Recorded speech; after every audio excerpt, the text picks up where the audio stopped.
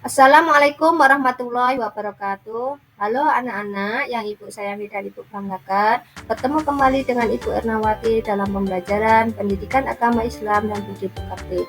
Sebelum ibu menyampaikan bahan ajar, ibu akan menampilkan beberapa situasi gambar berikut.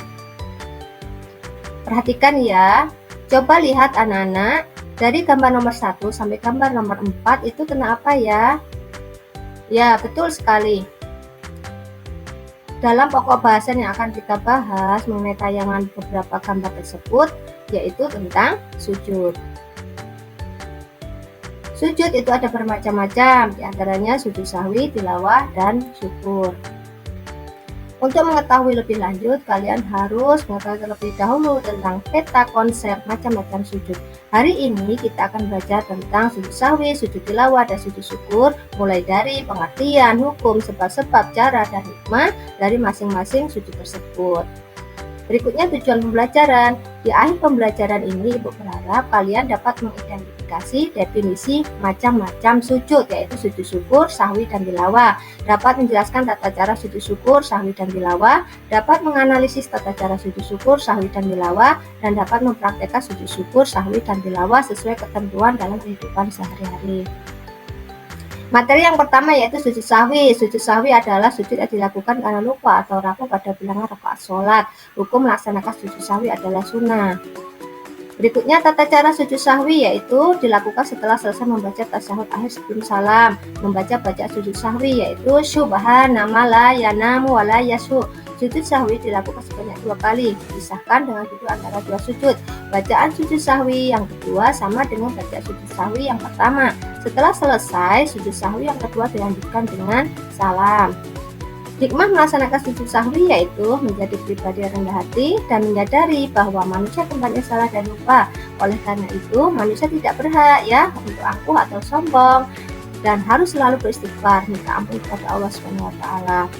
Materi berikutnya yaitu sujud tilawah. Sujud tilawah artinya sujud yang dilakukan ketika membaca atau mendengar ayat sajdah. Ayat sajdah adalah ayat yang menganjurkan untuk sujud bagi orang yang membaca atau mendengar ayat-ayat Al-Quran, baik di luar sholat maupun dalam sholat. Hukum melaksanakan sujud tilawah adalah sunnah.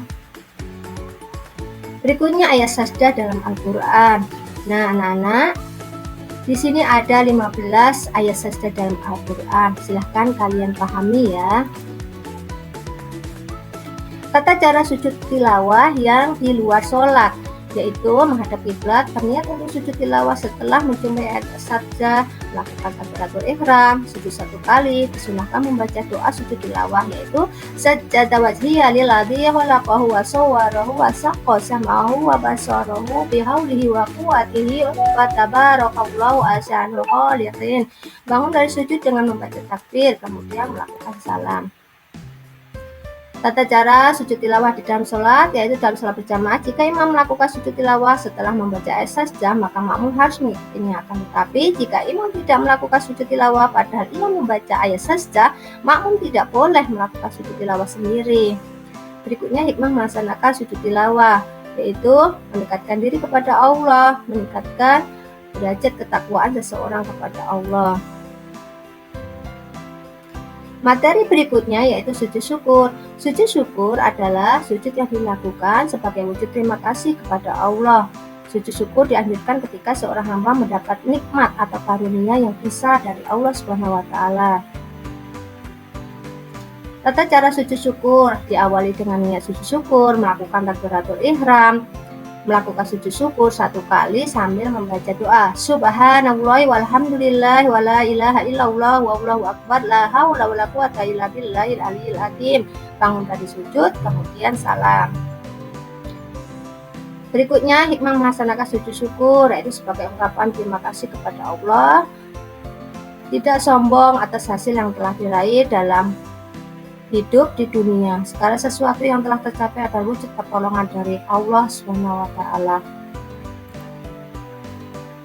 Untuk merefleksikan pemahaman kalian terhadap materi yang sudah Ibu jelaskan, silakan diskusikan secara berkelompok, yaitu membuat video dan melakukan praktek macam-macam sujud di tempat masing-masing sesuai rukun yang sudah dijelaskan tadi. Demikian dari Ibu akhiri. Wassalamualaikum warahmatullahi wabarakatuh.